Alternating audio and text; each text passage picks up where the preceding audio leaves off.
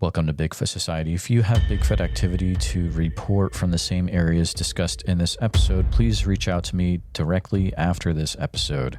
And if you'd like to be on the podcast to discuss a personal Bigfoot encounter, please reach out to me directly at bigfootsociety@gmail.com. Do you wish there was more Bigfoot Society to listen to every week? Well, there is now. If you become a supporting member over at Patreon, you get a special members-only episode every single week on Wednesdays, and sometimes even more episodes. Head on over to patreon.com/the Bigfoot Society. And now let's get on with the show. All right, Bigfoot Society, we've got the privilege of talking to LaVon today. LaVon is an individual that I was connected to. I reached out to her just very recently, actually. And a few things about LaVon. She's been researching Bigfoot for close to about 2 years now, had a few things happen along the way. She's a self-published author and a new trainee with MUFON as well. But welcome to the show, LaVon. How's it going today? Hi, thank you very much for having me today. I'm doing good. A little nervous, but I'm doing good. Awesome. Yeah, I'm excited to hear what you have experienced. Some of the I know at least one of the areas is near another area in Pennsylvania that's had some really interesting activity in it. But, I'm going to go ahead and make sure that you have all the time that you need to share what you've experienced. So feel free to take us back, when this all first started happening for you, LaVon. Okay, thanks. Yeah, 1976, Great Falls, Montana. I was 9 years old. I often rode horseback with a Native American that lived close to my home. She was a Native American girl. She was close. She was a little bit older than me. So if I can remember correctly, she was at least 12. Her father always told me that when I ride with her, that I'm to always listen to her, that she knows the land. And when she says it's time to go home, it's time to go home, and etc. While we were out riding, that one day we decided to go left down a dirt road. And mind you, our property was 10 acres, and it was like 10 acres straight. So after 10 acres straight was a home, and then there was the road. And we went to the left. We don't normally go this way because the gentleman at the end of that road had dogs that he would always let loose when he'd see people walking on the road or horseback riding. For what reason, maybe he thought he owned the road. I don't know. But his dogs were not out. So we decided to go ahead and go because we rode alongside the quarry that was to our left. And a barbed wire fence divided that quarry and the dirt road to keep people from going, down into the quarry. And as we were riding along, the horses started to get a little antsy, but we didn't pay no mind to it. And we come across a very bad smell. And being young girls, we cover our faces, and complain, ooh, that stinks. And it just smelt of what I can remember is like a cross between skunk and dead dog, and the only reason why I say dead dog is because I've smelt that before. And then the horse still kept getting a little antsy, and we just kept going, just still complaining of the smell. And we heard like a roar coming up from over into the quarry, and we just thought it was the native boys. So we were yelling out, "Stupid boys, we're not scared of you." And we just kept going. The horse was still getting a little antsy. And then a rock, probably as a child, my size, I would say like a basketball, the size of a basketball. It just kind of came up from out of nowhere and landed on next to the barbed wire fence, which was still on the opposite side of us. So it didn't, come directly at us, but in front. And again, we're just yelling, "Stupid boys." My horse was behind my friend's horse, and I looked up at her. She turned to her left, and she said very firmly, "We're going home." She turned her horse around, and she started doing her call and took off with her horse. And my horse was much smaller than hers, so mine's did not run as fast. But I got my horse going. Her house was much further from me, so she just kept going straight. I then had to make a left down to the road. I was already, at the end of my property, and I just hightailed it home because she said, if she doesn't stop, I'm not going to stop. I got in, I got off the horse. All I had to do was just take the rope off of her head, and I put her into the pasture, and she was still a little kind of antsy, but she was, I didn't think nothing of it because she's a mare. And most people that ride horses know the mares are, can be difficult.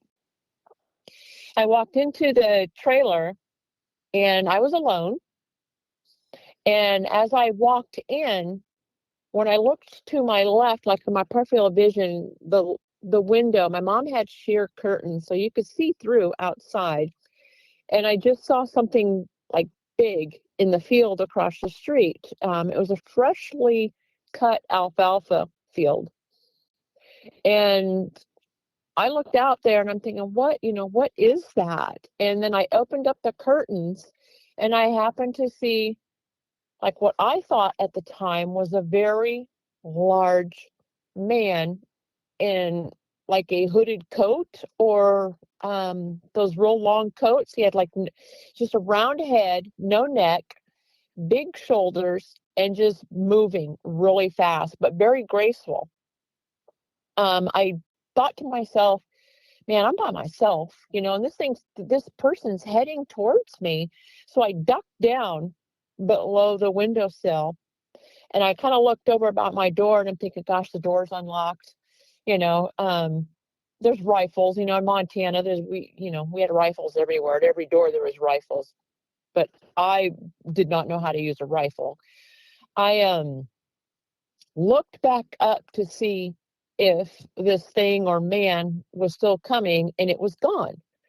And I kind of searched all the windows and I'm thinking, well, this thing's gone, So I just, locked the doors, waited for my mom and them to come home. And at that time, I didn't know what Bigfoot was. I had no idea what it was. Never would have imagined it being in Montana. That night, there were, no, pardon me, 3 nights after that, on the news, my mom was watching the news and they were discussing Bigfoot sightings in our area. And I kind of stopped to listen and I'm thinking, no, and it's like, nah, it's like, no, that can't possibly be. So I just kind of ignored it. And then the next night the news came back on and said that they found a gorilla suit outside the airport bathrooms. And so then I just topped it off as that. It's like, oh, maybe that's what it was. Maybe it was just that person doing that. So over the years, I just kind of forgot about it. I did not forget the image or the incident, but I just left it alone until about my 20s is when I started to hear more about the characteristics of a Sasquatch, like the smell, the rock throwing, the roars. And I was trying to think like, gosh, it's like, did I see a squatch that day? Because now that I was at that time I'm an adult and I'm thinking there is no way an adult that large and that bulky could run as fast as this thing was running through the field and then disappear. I've had many people tell me that, they can drop down and hide. And I'm thinking, gosh, this was like now that I know, it was like the third cutting of the alfalfa. So therefore, that alfalfa was really short. This big thing could not have ducked down into that alfalfa and just disappear. Maybe it could. I don't know. But for many, many years, I did not tell anybody. I told a few friends from school. Some believed me, some didn't. The only person I felt that I really had to tell was my husband, because we were going to get married, and I said, hey, you know what? I got to tell you this because it's really bothering me. I said, and I just want to know if you believe me or not. And he did. He says, no. He goes, I believe you. He says, you probably did see a squatch that day. And that's what led me to going to a Bigfoot meeting here in Pennsylvania. And I actually discussed that day, and it actually cried talking about it, because it felt so good to talk to somebody that understood, and that they did not turn their nose at me. They did not say, oh, well, you saw a bear, or you just saw, some guy in a suit. That they actually believed me and said that, yes, there's probably a good chance that you saw a squatch. And that's when I started to ask questions, how can people become investigators? Because I never would have imagined Sasquatch being here in Pennsylvania. And now I'm finding out that they're, in a lot of states. But I started researching with a few people, some researchers. I have gone on a few areas, by myself. It's mostly camping, though. I have grown to love tracking. So I started tracking. The actual nickname is like Lady Tracks, because I love Bigfoot tracking, bear tracking, coyotes. I apologize for keep saying That's my way of thinking. But the most fascinating encounter that I had was in North Cambria County. Fascinating area, very squatchy. We were camping there, and two researchers and we went down a trail. They saw a trail that they had never covered before, so we decided we were going to go follow this trail. And it went up and over. The whole time that we were walking, though, the other female researcher and I had just told her, I said, I said, I know there's possibly deer and bug and birds and everything else watching us. And I said, but I just don't feel like we're alone right now. Like we're the only ones. And she says, nope. She's like, we're not. And we kept hearing like crunching sounds, much bigger than what a deer sound could make. I don't believe it was bear. Not saying it was a Sasquatch, but after my encounter, it was definitely a squatch. We got to the lake, and the one researcher, he found two beautiful prints going into the lake. So he decided to cast one. And as we were waiting for his casting material to dry, he walked into the lake and walked around a tree that kind of fell in and was overgrowing the lake a little bit. He had to walk around that, and he come back and he says, there are more tracks, he says, on the other side of this tree. For what reason, why we decided not to go yonder and look, I honestly can't remember. I can't remember why, what we decided not to do, why not to do that. But we were waiting, and I started to walk a little bit away from the lake, and then the two researchers, they walked past me and walked further up away from the lake, and I saw two like white glowing eyes, And when I say glowing, they were glowing like two little flashlights. And it was only about 6 o'clock in the evening, so it was cloudy. So I don't know if the light was reflecting on the eyes or what. I just kind of stopped and I looked, and it was about 10 feet away from me. And as I was looking, the whites of the eyes, the glowing went black, solid black. And that's when I saw, and no one can tell me that that's not what I saw, but I literally saw an infant squatch. And when I say infant, because I think if it were to stand up, it would only have been maybe 4 foot tall, so maybe a toddler. And I crunched down, and this is my character. And some people, this is where some people said, you're going to get yourself killed. But I squatted down, and I was just like, well, look at you. And I'm thinking, I'm looking around, and I'm like, where's mama? Because you're sitting here all by yourself, and I'm just talking to this thing. I said, you're sitting here all by yourself. Where's mama? And then I'm thinking, we're not going to hurt you. You know, and I said it out loud. We're not staying long. I literally told it everything that we were doing. It sounds crazy, I know. But at that time, something was going on with my ears. There was like a vibration going on in my ears. And at that time, I thought it was a large helicopter going over my head. So I didn't bother looking up because I did not want to lose sight of what I was looking at. So I just stayed glued to this infant squatch. I'm still talking to it. And then eventually the other researcher, she did not come into my view yet. Then I saw something big come walking in. I saw its thighs, and then I saw its torso, and then I could see like the chest. So that's when I knew that's not the female, that's a male.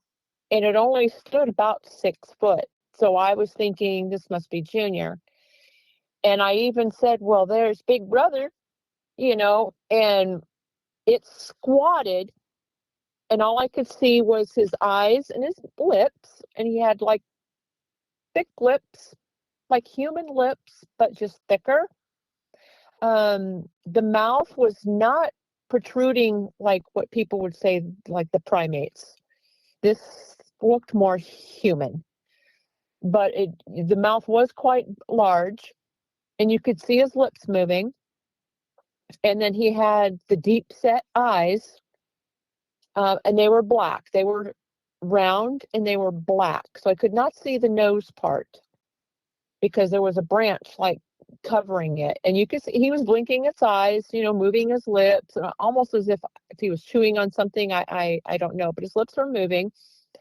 He propped his elbows on his knees, and you could see the long hair draping down off from his forearms and hanging down, and long hair on the head.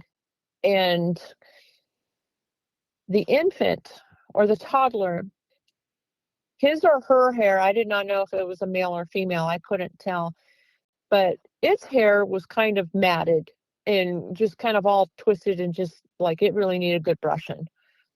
It also had round eyes, black, and it didn't have a whole lot of hair on the face, but it still looked human-like, but infant. Another researcher, she came and she put her arm on my shoulder, and she's looked into view, and she's just like, LaVon, like that, really loud. And I just stood up and looking at her like, why is she yelling at me? You know, I was just like, what? And she goes, did you not hear that? And I said, no, I'm talking to Squatch here. And she says, yeah, I see that, because she saw the infant as well. And I said, what, hear what? And I said, there's a helicopter going over my head. And she says, no helicopter here. And she goes, 2 trees. She says, just came crashing down. She goes, behind. behind all those trees back there. And I said, I did not hear that. And she started laughing and she says, I don't know how you could not have heard that. She goes, it echoed the whole lake. And she goes, it was one after another. And I said, no. And I said, but I'm like stuttering. And I said, do you see what I'm seeing here? And she says, I do. So she starts taking pictures. And we're just standing there just talking.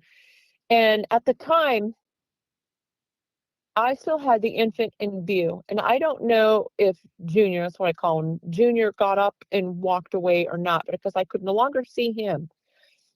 She started to take pictures. The other researcher slipped me his camera. He had a video camera. And I could not even get it in view. His camera was doing all kinds of crazy things. And I just gave it back to him. I said, it's not working. Then he decided, he says, well, you know what, I think we need to go. So he started to dig up his cast, even though it wasn't dry. The researcher was taking photos. She showed me, she says, is this what you're seeing? And I said, yeah, it's really blurry. And I said, but yes. And I said, that kind of looks like it, and I said, but it's blurry. And she says, yeah. She says, I can't get a clear picture. Then her camera started to go crazy, and she lost 5 days of photos right there and then. We decided it's time to go. So I said my goodbyes, my thank yous. At the time, I did not see the infant or Junior. So we were assuming they, went where it was safer, or they just left. But as we were walking back to the truck, we definitely were escorted out. We did not walk fast. We still acted normal, laughing, having a good time, and just letting them know that every time we heard a tree snap, we said, we know, we're leaving, and I just still kept saying, thank you. I was so excited. I did not want to go back. I mean, I literally wanted to sit there all day, but of course we know that's not smart. We figured that the trees being knocked down might have been Mama and Dad saying, hey, you're getting a little close. I did not step in closer to them. I stayed put.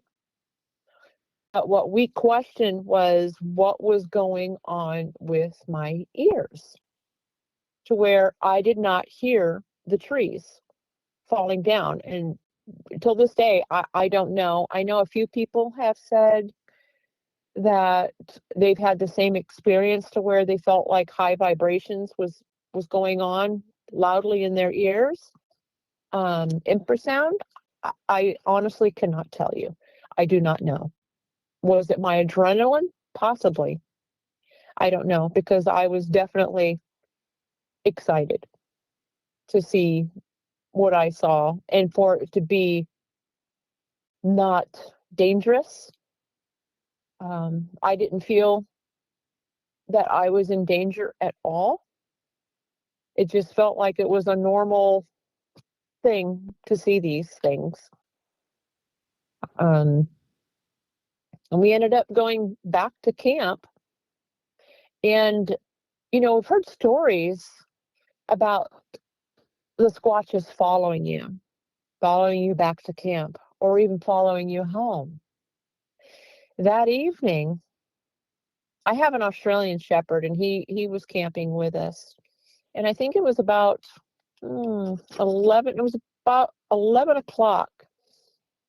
So one of the researchers, the female researcher, I was sitting down and I was facing the tree line, and it was just a very small tree line, and beyond that tree line were the bathrooms. But I happened to see two lights, or something glowing, like probably about 8 foot up into the tree line. And I didn't think nothing of it, and I thought, yeah, that's probably just like somebody camp, something. So I didn't think much of it. I didn't say anything.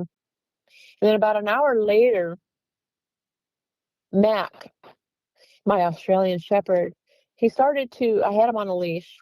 He started to kind of get up and chase things. And I'm thinking, what is he chasing? I'm like, what's falling from the trees? And the researcher said, she goes, I don't think anything's falling from the trees. And I'm like, well, he's going after something. And then all of a sudden we kept hearing tink. And just happened to catch it as it rolled. And it was a pebble that hit the metal pole of the pop-up. And I just kind of looked at her and I said, is somebody throwing pebbles at us? And she goes, yep. And I said, what's throwing rocks at us? I'm like, who's out there doing it? She goes, I don't think it's a human. And I said, and I just looked at her and like, Squatch? And she goes, I believe so. She goes, but let's just play it cool. She goes, let's just sit here and keep talking and see how long they continue to play with Mac. And they did it for a good 30 minutes, and he would go and chase these pebbles. And we're still just acting. I'm still trying to watch the tree line a little bit, but she had let me know, don't steady it too much. She says, just still act like yourself. And I did. Then I had to take Mac to the bathroom, and I always took him to the same area of the tree line. He did not want to go. He absolutely refused. So I said, okay, I'll take you to the other side of camp. Took him to the bathroom, started to head back, and we heard this loud howl that echoed the whole camp. My dog, Max, sat to attention and he whined. And I asked my husband, because he was in the tent, and I'm like, did you hear that? And he goes, I did. I said, that was not a coyote. And he goes, no coyote. And the other researchers like, that is not a coyote. And they had big, huge smiles on their faces because they've heard these howls before. I said, is that Squatch? And they were like, it's possible. And I said, that didn't even sound like a wolf. I said, are there wolves here? And they said, they're like, we don't know if there are wolves or not. And I'm like, that did not sound like a wolf either. And I said, just like it sounded much bigger. And she says, yeah, I agree. It was, I was getting tired, and I figured I'm going to go to bed. Mac refused to come into the tent. Because my tent was really close to the tree line. And I really had to convince him. I mean, I had to love him up and everything and try to get him to go in. And he finally went in, and he just sat there and he was watching the top of the tent. And something scraped like from the side, and he watched it go from the side to the top. And as it got to the top, there was no scratch sound. But then the bug light that we had hanging from the center started shaking like crazy. And it was a quiet night. There was not a lot of wind to where I think that it would really shake it, because then it ended up stopping. And then the sound of the scraping went all the way across and then down again. And then Mac was still whining. He literally jumped up into my cot, and I had to try to calm him down a little bit. And then I heard this crazy sound. It was like, ooh, ooh, ooh, ooh, like that. And I'm thinking, wow. And I'm like, that's bad. I'm like, I don't know who was that. I said, or who you're trying to sound like. And I'm thinking, but that was bad. And I just started chuckling. And Mac whined again, and he jumped down, and he went to the other side of my cot and kind of was looking at the wall of the tent and just whining. And I'm thinking, whatever's there was still there. I couldn't hear it walking out there, so I have no idea what it was. The next morning, and a lot of people are saying, well, how could you fall asleep after that? I just wasn't scared. So I just fell asleep. I just wasn't scared at all. But the next morning, we did go into the tree line, and it was a lot of leaves, but you could see deep impressions in the leaves, the fallen leaves, to where it did appear something big was in the tree line. Not good enough to take pictures. I mean, anybody with a trained eye would probably be able to see it, but it wasn't even worth taking photos. And what I thought was odd was the area that I always took Mac to go use the restroom. And I always picked up his messes and, properly disposed of it. There was, I don't know what they're called, but like the toilet, what RVs use for the toilet, it was like the ring, like to make it smell good. I don't know the technical name for that, but it was broken and it was laid there. And I even had to chuckle, and I'm thinking, well, sorry, Squatch. And, I said, if my dog stinks. And I said, I did pick up this mess, and I just had to chuckle. And I took pictures of it, and I asked my husband, I'm like, did you toss this here? And he goes, no. He says, we don't have an RV. He goes, why would I toss that there? And I thought, well, I don't know. I'm just asking. And nobody around us had RVs, except for the people across from us. But I just don't understand why they would toss it in that area. Like if they did, like tossed it. So, I mean, some people say, well, maybe it was a gift. And I thought, that's an awfully funny gift. And then maybe it was a gift for Mac. I don't know. I just want to say that was, I'm still processing it, because sometimes I'm thinking, was this psychosis? Is it because I wanted to see a squatch so bad? Was it psychosis? And the other researcher was telling me, no, because she goes, I saw it too. She goes, I didn't see Junior. She goes, but I did see the small one. And I thought, okay. And I said, but you were just so natural. And she says, well, I've seen several. And she goes, you were quite natural too. And I said, yeah, I guess I was. But the only reason why I just want people to know is not every encounter is scary. Or, some people say that they've been attacked. And I'm, throwing rocks at you. If the rocks don't hit you, that's not being attacked. That could be just they're toying with you, or they're basically saying, hey, you're getting too close, go away. That's how I take it. I'm just rambling, so I hope you're still with me. I am absolutely. It's one of the more really interesting accounts I've heard in a while, and there's some really unique things in it. So you had a total of 3 people there that saw the little one. Just the 2. Okay. The female researcher. I'm not sure if her husband saw it or not. I think he saw like movement, but did not get a clear visual like we did and like I did. I mean, my eyes were glued. Absolutely. I was, yeah. And I know it probably wasn't a smart thing to just stay there, but it's almost as if they did not want me to leave. That's how I felt. Like, no, you're going to stay here and you're going to look at us and we're going to look at you, because you're quite interesting. I think they found me quite interesting because I am quite silly, Well, there you go. I don't know. And we were laughing, on the way there. We were laughing there. We were just having a really good time, and none of us carried. So we didn't appear to be as a threat. Not saying that people that do carry, that they are a threat and that they appear to be a threat, but just saying maybe that's why. I don't know.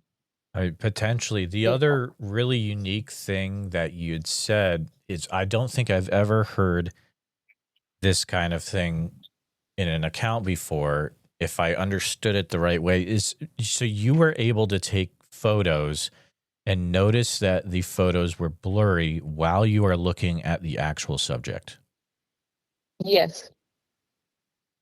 The whole camera, because the video camera, you know how the little window opens up? Right.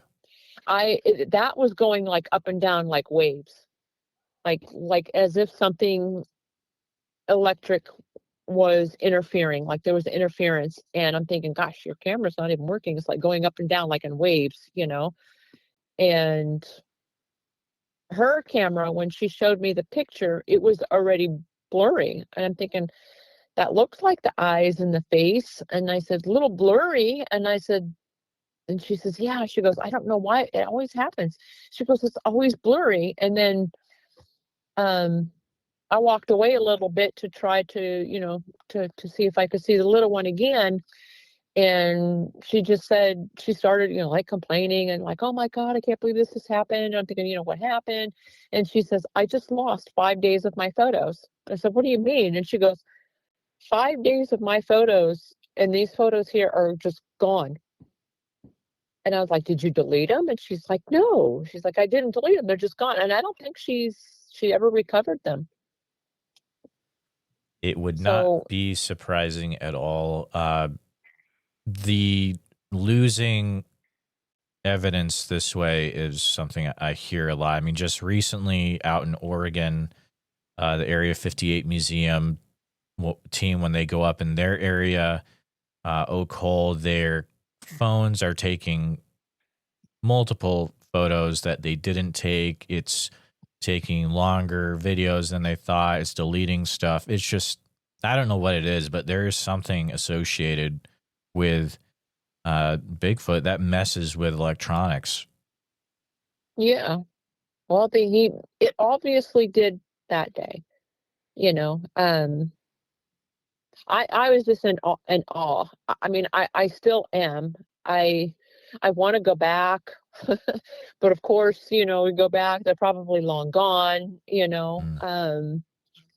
Just was very, very lucky that day. And I've had people tell me that, whether it's true or not, I don't know. I'm just repeating what they say. It's almost like people are marked. It's like once you've seen one and you go out to an area, an active area, and it doesn't even have to be an active area, because I'm finding, I'll tell you a little bit more about this in a minute, but any cryptid knows that that you're aware of them. I have gone out into areas where there have been no Bigfoot sightings. And at least I've looked up, maybe like 2. But I guess they just said that they know they're there. They didn't say that they seen them. But I can go out there and just talk and saying, you know what? I know you're here. And I said, just if you could just give me a sign. And I said, just tell me that you are here. I said, I won't take photos. I just want to know if you're here. And I got a rock clack, like click, click. And I'm thinking, and no one's in these woods with me. I was actually by myself. And I'm thinking, if that was you, thank you. And then I got another one, click, click. And I'm thinking, all right, I'm going to take it as that was you. And I said, no, I'm just like, I'm just here hiking, just enjoying myself. And and I know some people say, you're absolutely insane, woman. And I said, I possibly am insane. I don't know.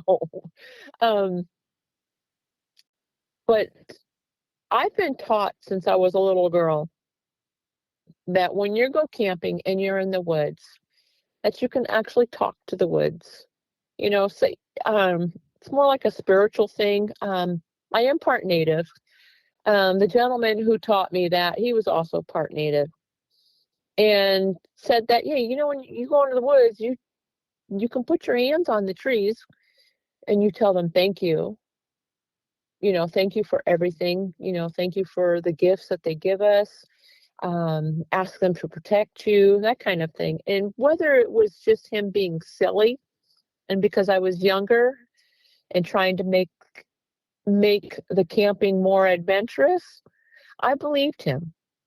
So I did it. And I do it till this day. And I try to tell people that when you do put your hand on the trees, if you stay there long enough, you can feel the vibration of the tree. Whether it's you doing it or whether it's really the tree, I don't know, but try to experience it, go out there and, and do that. It's not like I go out there and look at a tree and say, hey, what's shaking bacon? It's Right. it's not like that, I did. It's like, Sorry, I did want to clarify real quick. So when the 5 days of photos were lost on the camera, that would include also the blurry photos that were taken on that exact day, right? Yep. Okay. Yep. Got it. Yep. And that's what we were so bummed about, because at least we had that blurred face photo. She almost cried. She wanted to cry, and I thought, that's okay, just wasn't meant for anybody else to see, I suppose. Absolutely. Yeah. But I have the area that I'm researching now, just out of curiosity, I was driving up into the area, and I told my husband, and I said, you got to stop right here. And he's like, why? And I said, I'm just getting like this magnetic pull on my stomach. And I said, so can we just stop right here? And he says, okay. And I said, back up a little bit. And he's like, all right, I'm going to back up. And I got out and I went into the ditch. And I said, what does this come here? And I told him, I said, I want you to come out. And he's like, all right. He gets out. And I said, what does this look like to you? And he says, a print. And I said, what kind of print? Because I didn't want to lead him, I wanted him to tell me what it looked like. And he goes, a footprint of what? And he goes, a human footprint. And I said, this big? And I think that one was 16 inches. And he says, I don't think anybody would be out here. He says, walking barefoot. He goes into the ditch, into the woods. And there had to have been at least 4. Boom, boom. And then it just disappeared into like the sticky, prickly bushes. I don't even know what they're called. And I'm thinking, I said, now where did it go? I said, did it walk through these sticky, prickly little bushes? I said, did it jump them? And he says, maybe it climbed the tree. And I said, that's a possibility. I said, maybe it did jump up and get into the trees. And that's when I knew we got a squatch in this area.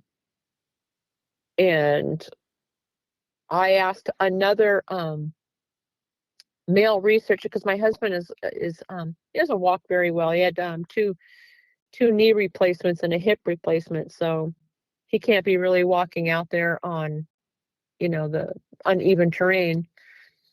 And we went walking, and we found like more prints.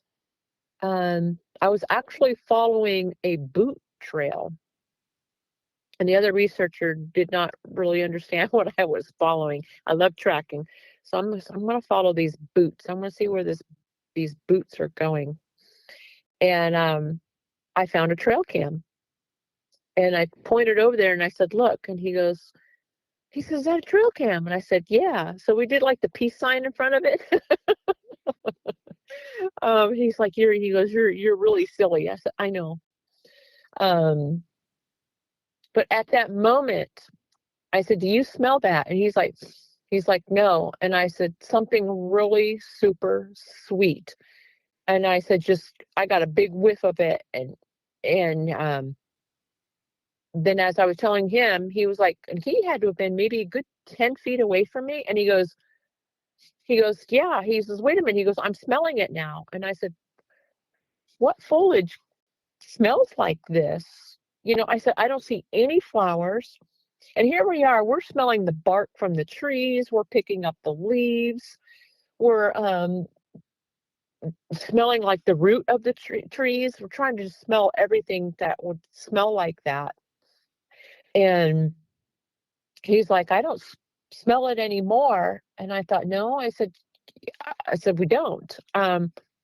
I started to take pictures like in, as if I was doing selfies without me in it. And I did like a 360, like pictures. And when I got home, I looked at the pictures and no evidence of a squatch or anything like that. But no one can tell me yet what it is. But there's like a white light that starts from one of the photos and then circles around and comes back down like into the woods.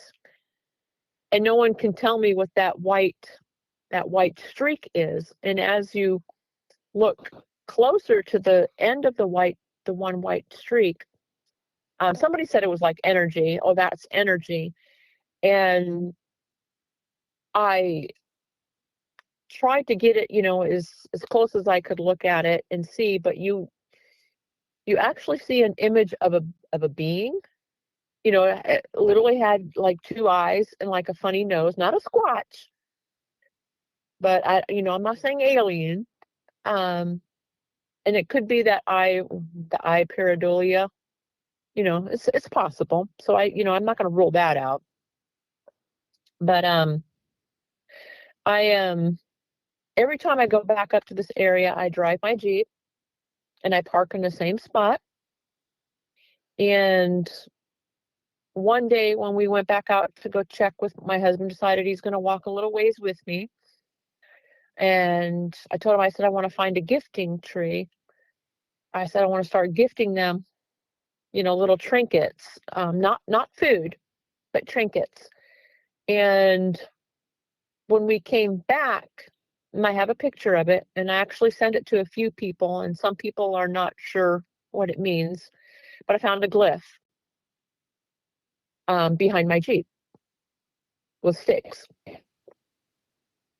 And I'd asked my husband, I'm like, that wasn't there when we left. And he goes, no. He goes, it wasn't. I said, because I had to open up the Jeep and put my boots on. And I said, it's just, and I'm like, did you do that? And he's like, no. He goes, I wouldn't do that. And I said, there's nobody else here.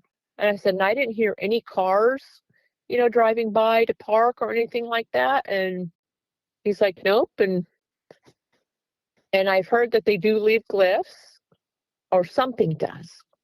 I can't, we don't know if it's a squatch, so I'm not going to say it is, but something left the glyph. One gentleman said that the glyph meant that I forever protected. And I said, oh, okay. And he says, so he goes, whatever left that for you? He says, were you afraid at one point when you went there? And I said, no. And I said, no, I was not. And I said, I'm not your typical female. And I said, I'm not afraid of the dark. I said, I will walk in the woods in the dark. And he says, you're nothing but crazy. And I said, I am. I said, I don't want to say too much about myself, but there's, I don't understand like fear. I can sense when it's not safe, so don't go. Or when it is safe, go, if that makes any sense. But I've never been afraid. I've always walked in the dark. Even when I fed the horses, I wouldn't even turn the lights on or use flashlights. Like, just go barefoot and go out there, feed the horses, come back. So it's but I found that quite interesting. And then as I was taking off my boots, I had like short pants on, the little khakis that come down to your knees, because it was summertime. I took my boots off, and my husband was at the front of the Jeep, and I was near the end of the Jeep. And he goes, like that, he goes, whoo, he goes, what's that? And I said, I'm like, oh, I'm like, what? I smell that sweet smell. And he says, yeah, he goes, I smelt it too. He goes, but not anymore. I'm like, oh no, I'm like right here. And I said, oh, and I said, and I even said it, and I'm like, what's ever right in front of me? And I said, you're tickling me. As soon as I said that, the tickles quit. I literally felt hair on my body and on my bare legs. And my husband goes, oh, I think it's time to go. And I just started chuckling, and I thought, I said, we don't have anything to fear, but okay, if you want to go, we'll go. So I can't explain that. I've had people tell me that they can cloak, and that it's their breath. And I'm thinking, so these things are getting like right up into my face and breathing on me. And I had a Native American one. I confide in her, and she says that when they trust you and they don't fear you, she goes, they will do that. But I have a hard time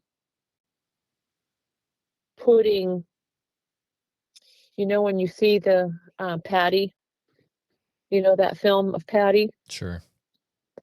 Putting something that massive and then giving it abilities. That's a hard concept to swallow. Oh, definitely. It's it's like, why did I not see it?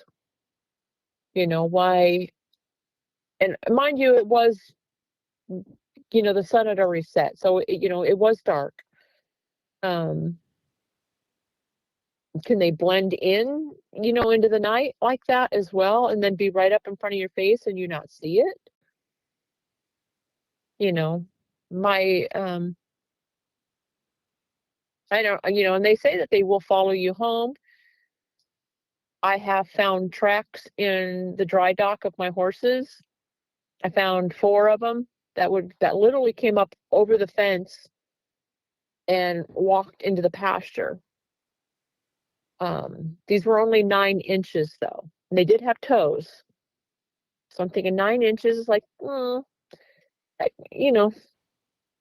could still be human. So I didn't pay too close attention to that. It's like, that very well could be that somebody was walking around in sandals or something, and and their toes just kind of smooshed into the mud. I don't know, why they would be back there by the horses. I have no clue. Maybe trying to steal them. I don't know. But yeah, it's just very, very interesting and kind of worrisome. Because it's only been 2 years, and I have seen a lot in 2 years versus someone who's been doing it for 30 plus years and has never seen one. Well, that's the thing. I was actually just going to ask that for verification or clarification again, because I was thinking the same thing. I was like, this is a lot to happen within 2 years, so I need to double check if this was in 2 years. And that's the wildest thing about it. I mean, there's a lot going on here. Yep, a lot. And I even kind of backed off from my area a little bit because I went up there, and the lady had pulled in with her dogs, and she says, what are you looking for? And I said, oh, nothing. And I said, just hiking. And she says, oh, and she says, this is a really interesting area. And I said, oh, well, why do you say that? And she says, well, I seen a big van, she says, or a truck. She says, and it had these like things that you could listen. She says, sitting on top. And I thought, like ears, like I said, like those bionic ears. And she's like, yeah. She says, they said that they were listening for stuff. And I said, they didn't say what they were listening for? She goes, no. And I said, well, maybe coyotes, or foxes. And she says, that big? And I'm thinking, I said, I don't know. And then when I went back up to my area a few days after that, I saw two gentlemen. They had a campfire set up. And I'm thinking, what are they, like, you can't camp here. I'm like, what are they doing? So, and me being nosy, I had to ask them if they, if they were park rangers or something like that. And they were like, no, they're like, we're just hanging out. And I said, okay. And then I did ask them, and I said, did you guys happen to see a truck? And I said, with big, like, listening devices on them, because they said they're there all the time. And I have never seen them before. And the guy says, yeah. He goes, I did. And he says, they said that they were sending out squatch calls. And he started laughing. And I thought, like Sasquatch? And he goes, yeah. And he says, like, there's a Bigfoot out here or something. And I thought, huh. I was like, interesting. And he goes, yeah. He goes, people are weird. He goes, maybe there's UFOs. He's like, woo, like, doing that. And I thought, I didn't say any more. I just like, all right. And I walked back. So I told my husband, I said, I think I'm going to kind of back off from this area just a little bit. I said, I think somebody's on to me. And he was like, all right, or maybe somebody's seen something and called. I don't know. That's some really, really weird stuff. And I don't think I've mentioned this to you, but so earlier we were talking about Northern Cambria area. Yeah. And I don't know, exactly where we're talking about now, but I mean, that whole area is weird, especially if you go south. I've talked to a lot of people around Forbes State Forest, and that area is just out of control when it comes to Bigfoot encounters. And you might be aware of that already too. Yeah. We've seen orbs. The very first time I went there, we've seen a blue orb. That was my first time seeing anything really bizarre. Then, I was shaking the girls because we did lights out. And I'm like, because I spotted it first. And I said, there's a blue light over there. And I said, it looks like a blue ball. And I said, it's just kind of floating. And they're like, what? And they all turned and we were watching it. And someone said, it's a car. And I said, in the woods? I said, a car in the woods? And I said, but it's just a steady flow ball, like going. And I said, it's not going up and down. It went to the right of us, and then it started to come towards us, and then it turned and went back to where it originated from, and then it disappeared. Now, that's not a car. We still had lights out, and as we started to walk out, we were going to turn our red lights back on, but the first researcher ahead of us goes, hold up. And he goes, look over there, about 8 foot up. And there were a set of glowing eyes. And then another set of glowing eyes appeared.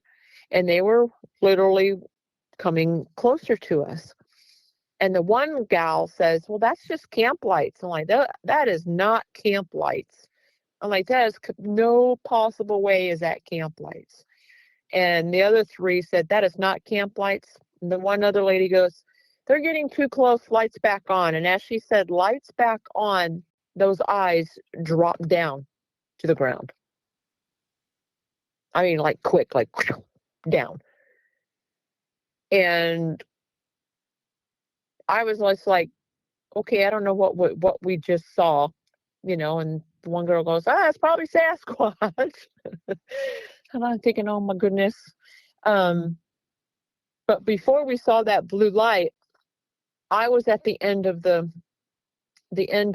hiking. There was like 5 of us, and the ladies, they're like, we don't want to be the last one. It's like, all right, because we were going to walk in the dark. And I thought, I'll be the last one, because I'm not afraid. So I'm walking, and one person had the light, so they were kind of leading the way, and none of us had lights. I turned my red light off, because I didn't need it. I turned it off. And I said to them, and I said, guys, and I said, I just feel like somebody's pushing me. I said, like, not physically, like the touch.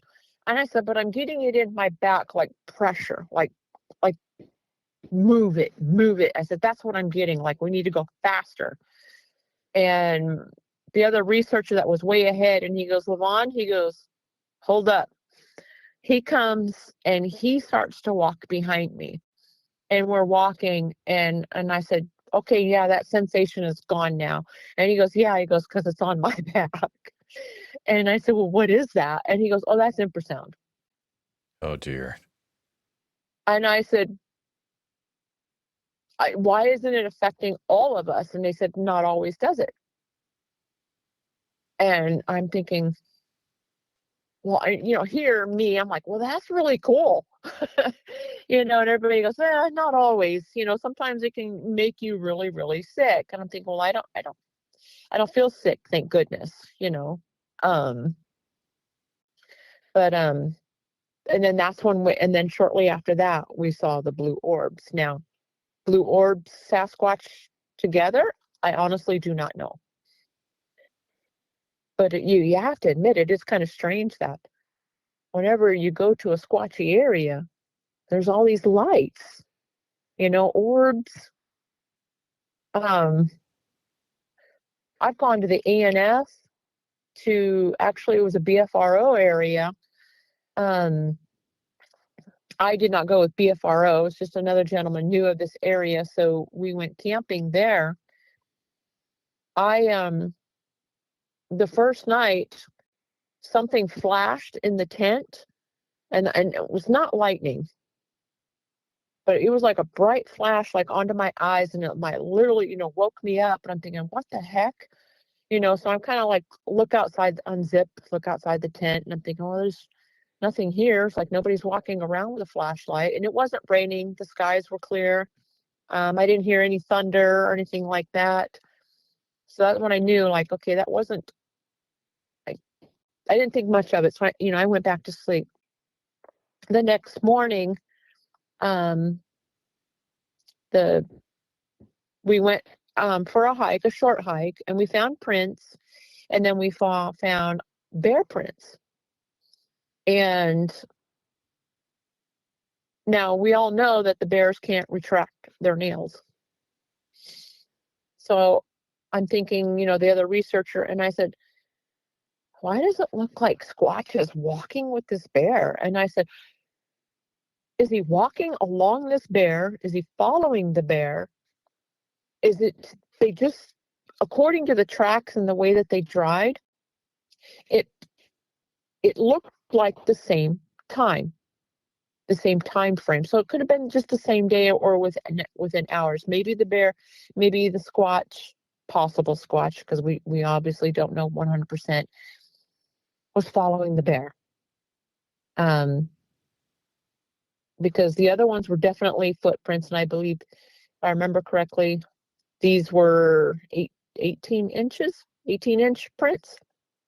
And then when we measured the bear prints, because the bear prints they double step.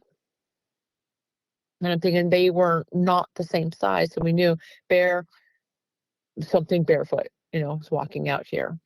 The next night, another flash in the tent. And I'm thinking, oh gosh, it's like, okay, I look out again. It's like nobody's outside. So I go back, I try to go back to sleep. And I must have fallen asleep, because the way that I described it, someone said that I had sleep paralysis. I opened my eyes and I could not move. I literally felt the tear like running down my face, because I thought I did something to my back and maybe that I was paralyzed. I couldn't open my mouth. I couldn't move nothing. I couldn't yell out, nothing. And that had to have lasted probably a minute. It felt like a minute. And I didn't see anything inside the tent. And that's all I remember. And it's like, I must have went back to sleep or something. But the next morning, I told my husband about it, and he goes, that's really weird. And I thought, well, yeah, it is really weird. And I said, because why is all this strange crap, I said, happening to me? I said, why don't they pick on you? I said, why don't they pick on the other guys? I said, what do they got to pick on me for? He's like, I don't know. But a few people have said, well, maybe it's because that you're sensitive. And it's just kind of like, yeah, but they can stop picking on me. Yeah, give me a break for a little bit. That's It's like wild. pick on the ones that have no good intentions for them. Pick on them.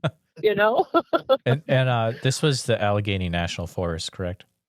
Yeah. Okay. Yep. Yeah. And that's a fantastic area. So if you, yeah. Oh my gosh, so many weird things go on out there. I heard I talked to Amy Boo once, and she told me about they had a situation in that area, in that forest, where multiple people in the party were all experiencing some pretty wild heart palpitations that they figured is probably tied into to infrasound, which is wild. Wow. Okay.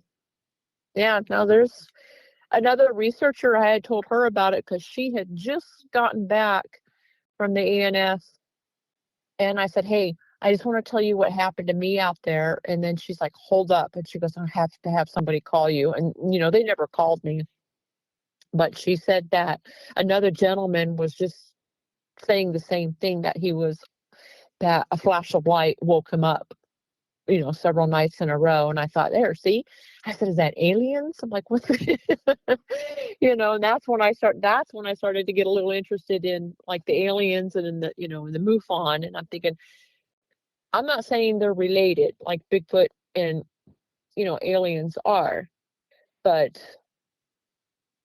there's just so much going on in this world that you can't explain. And I'm intrigued with that.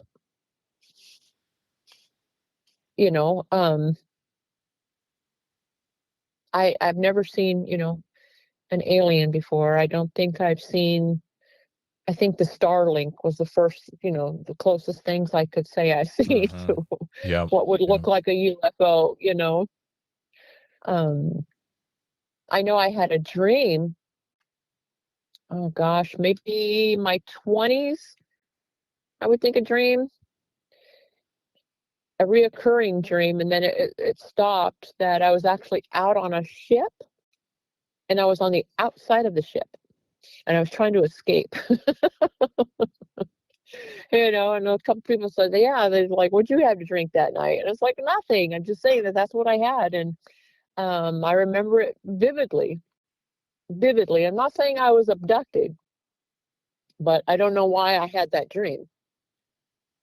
It makes sense that you became a trainee with MUFON. All that, hearing all of your accounts so far, I can kind of see the connections of why you would want to look into that for sure. So you are still actively going out and pursuing Bigfoot research as well? Yes. Yeah. I go, I try to go, with my area. I visit it at least, once a week. Camping, I do have a private investigation that I do for a gentleman. His land I'm so intrigued with his land. I've actually heard chatter on there, because there was one time I had to go by myself, and he only has about 3.5 acres.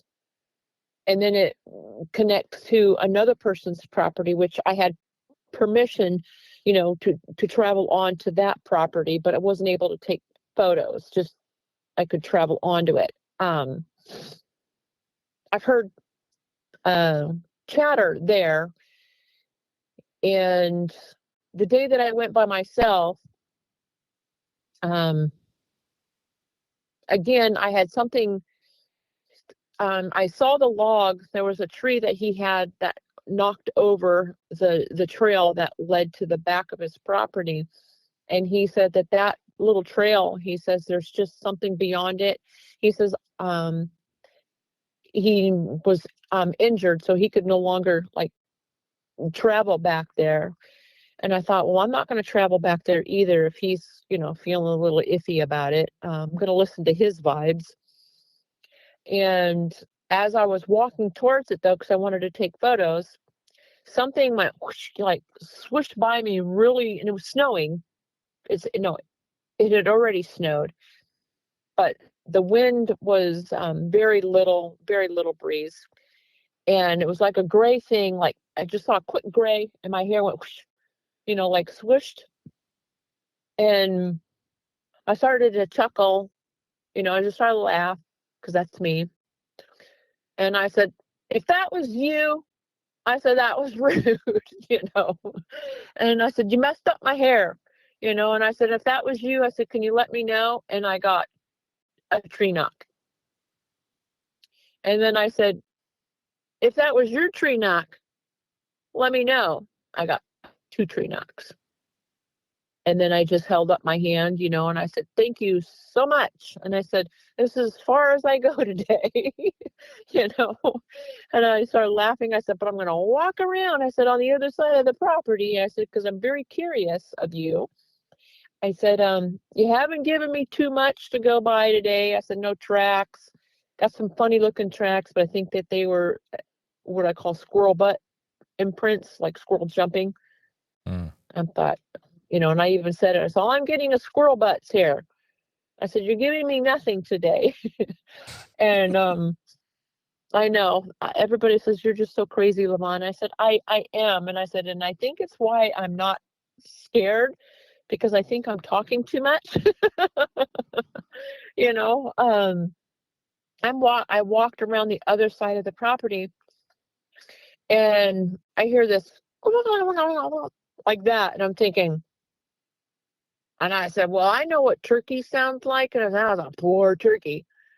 And I said, you giving me some poor turkey sounds, And then I started to walk, and then it was a different, like almost as if they tried to change the tone. So it was like a deeper one. And I thought, all right. And I'm like, that still wasn't a turkey. And I said, so how many of you are there? And I said, they want to act like a bunch of turkeys. And I just kept walking, and it was a third, like, attempt of a turkey. That's what I'm going to say. It was just a bunch of like that. And someone said, oh, no, you just heard samurai chatter. And I said, well, it sounded like turkey. And I said, but like a really bad turkey sound, like they were like gargling water or something and trying to talk while they were gargling water. And they said, yeah, no, that's samurai sound. And I thought, interesting. And I thought, I did not even have my recorder on. And they're like, no, half the time. Right. That's when it always happens. No phone, no recorder. So I just went, I'm not even told them, but I lost time that day. And what I thought was only an hour of walking around, because I was by myself. Even though the gentleman, was, in his home and he could see me. I was there almost 4 hours. And I had asked the gentleman, and I said, the very first time, and I said that I can't say too much about his encounter because I might give him away. But I said, the first time that you had your encounter, and I said, did you lose time? And he goes, I did. And I said, how much? And he goes, quite a few hours. And he said, I went out there, he goes, and realized, like, oh, it's getting dark. He goes, I need to go home. I need to get back to the house. And I'm thinking, yeah. I said, because I just feel like I've been out there like an hour. And I said, but I've been there like almost 4 hours. And he says, interesting. And then he has told me that he's seen strange lights in his woods. So I'm thinking, was I abducted? It's like what Right. they do Yeah. to me, That's you know. that's I'm some not, scary you know, stuff. Yeah. yeah. And that's what my husband said. You are not going back there. He goes, by yourself ever again. And I thought, no, I won't. And I wear hearing aids. And the day that, because the gentleman, I did do like my very first little mini documentary on his property. And it's not a very good one, but I tried. But when we first got there, my hearing aid, one side of my hearing aid, the volume was going up and down, up and down, up and down, up and down. And I'm thinking, I'm not touching it. My hair is not heavy enough to touch the dials in the back. My phone, matter of fact, I didn't even have the phone connected to my hearing aid, so therefore it could not have been my phone. And then I even mentioned it on the documentary. Then when we went on to the other side of the property, and as I was talking and filming his land behind me, my hearing aids were doing that on the other ear. It was going up and down, up and down, up and down. And I can't see it, but a woman said that she sent me the freeze frame, and she says, you have something back there staring at you. She goes, inside the trees, in the bushes. And I could not see it. I mean, I was doing everything I possibly could to see it, and she even circled it. And I'm thinking, well, you're seeing a lot more than I can. And I said, because I cannot see it. But she goes, oh no. She goes, there, yep. She says, you have a squatch. She says, or something. She says, watching you as you're talking. And I thought, well, there, something was there. My husband feels like it doesn't like him. Um, which is, I guess most men say that they feel like that the squatches or whatever's out there doesn't like them. Even when we go to our area, it was funny because he says, he goes, he loves me so much, and I'm so glad that he does, but he does think I'm a little on the crazy side. But he had told me, he goes, go talk to your tree, go do what you got to do. He says, it's getting dark. That's great. I'm thinking, you know. So I'm like, all right, and I said, but you got to be quiet. And he's like, all right. He goes, I'll be quiet. So I'm putting, I put my hand on the tree, and I just kind of lean up on it and just like in my head say things, and the ground started to shake, like something like thump, thump, thump, thump, thump, thump, thump, like that. And I just looked at him and I smiled, and he goes, I felt it. And I said, did you feel that? And he goes, yeah. He goes, what'd you say? I said, I asked the tree for a sign. And he goes, yeah. He goes, well, as I felt it, he goes, I seen, because it was getting dark. He says, there was a dark shadow. He goes, probably about 8 foot tall. He goes, 7 to 8 foot tall. He goes, that just went like really fast. He goes, back in amongst the trees. He goes, we're leaving now. And I started to laugh. I said, we don't have anything to fear. And he goes, we're leaving now. He goes, I have no sidearm with me. He goes, I don't know what that was. He goes, and the ground just shook. And he goes, and I want to go. And I thought, you're the boss. Let's go. you know. And I said, dang it. And I said, every time we get close to something, and he says, you don't feel scared. And I said, no, I don't. And I said, but we'll stick to your vibes. I said, I'm not, I don't want anybody to feel uncomfortable, just because I have a good vibe about it, it doesn't necessarily mean it's a positive thing for someone else. So I stick to his vibe and say, then let's go. It sounds like you're a good team out there for that. You keep each other safe. So that's good. Yeah. Yeah, I agree. Because he's not as, and mind you, if I pick up on something and say, you know what, there's areas like when we went camping the first time up in Cambria County, another woman was there with me at first, and before everybody showed up, and she says, "Oh, I wanted to show you," she says, where we put an apple."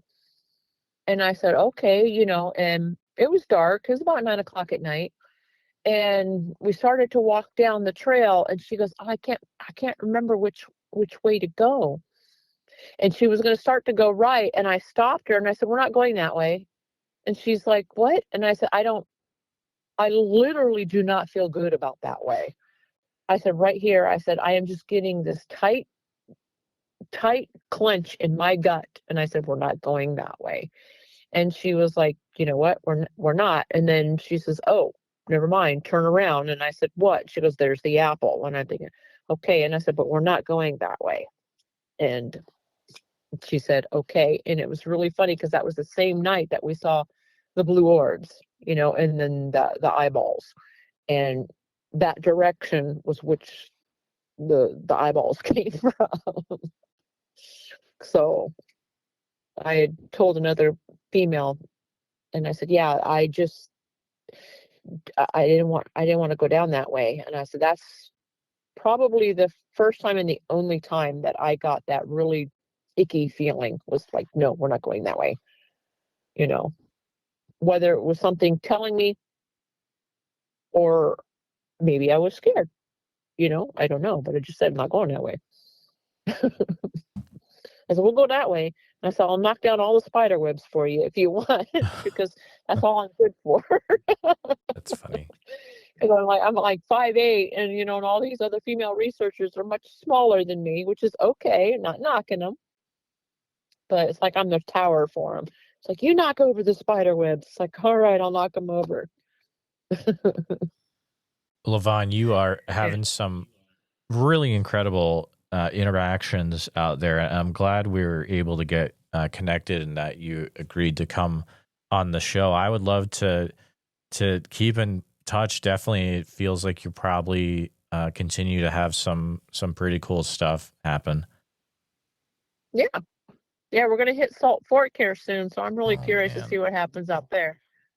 Oh yeah, I'm definitely gonna need to hear about that, because that is just, Yeah. you're getting into an area that would be cool. But um, you know, as we're starting to wrap up, um, do you have a leaning towards some people are thinking that these whatever's out there is some form of ape or some form of human relative. Do you have any leaning either way, or how do you think of these? You know, me being like part native, and I believe in their stories, so much, and I believe in their spirituality. I honestly do agree that these are spirit beings. Interdimensional, I'm I'm I'm not there yet, because I haven't witnessed anything, even though the eyeballs and then the blue ball, that could have been something, but that's there still wasn't 100% proof, saying that's where those eyes came from. That's so but I do not believe they are primates. That they're more than primates. They're more than that. They just have way too much abilities, and whether it being two different things, that's another question. Is there a primate, and then is there something acting like the Bigfoot? If that makes any No, sense. it makes 100% sense based on Hmm. other things I've heard over the years, and I think that's a whole that is a whole discussion and Yeah, potential episode in itself. That's where it can get really wild. But LaVon, I mean, we are gonna need to keep in touch, and yeah, I think maybe we'll have to have a check in with you sometime in the future if you'd be interested in that. But it's been a pleasure talking to you tonight. yeah. Well, thank you very, very much for for listening, and I hope I didn't ramble too much. You know, anybody that knows me, I'm just quite silly. I just love to laugh, so. Fantastic. Well, it's been a pleasure chatting to you, and best of luck when you get out to Ohio and as you keep looking Okay. around in Pennsylvania. All right. Thank you very much. Just want to take a few minutes to say thank you to you, all my listeners, for listening to the podcast. Please take a minute to help out the show by subscribing on YouTube, making sure you hit the bell so you don't miss any notifications, and share the episode on YouTube with a friend. Also, if you're listening to us on a podcast, thank you so much. Make sure that you're subscribed, share the show with a friend. Really, it's all about sharing the show wherever you can. If you've had a Bigfoot encounter related to the following or know someone who has, please reach out to me at bigfootsociety@gmail.com or pass on my email. Here's a list. The Subtle Lake area of Oregon, Rainbow, Oregon, McKinsey Bridge area, Sweet Home, pretty much that entire area, the north part, if you get what I mean. I'll see you back next time, listeners. Sasquatch Summerfest this year, July 11th through the 12th. It's going to be fantastic. July 11th through 12th in Green Waters Park in Oak Ridge, Oregon. And listeners, if you're going to go, you can get a 2-day ticket for the cost of one if you use the code BFS, like Bigfoot Society, but BFS. And it'll get you some off your cost. Priscilla was nice enough to provide that for my listeners. So there you go. I look forward to seeing you there. So make sure you head over to www.sasquatchsummerfest.com and pick up your tickets today.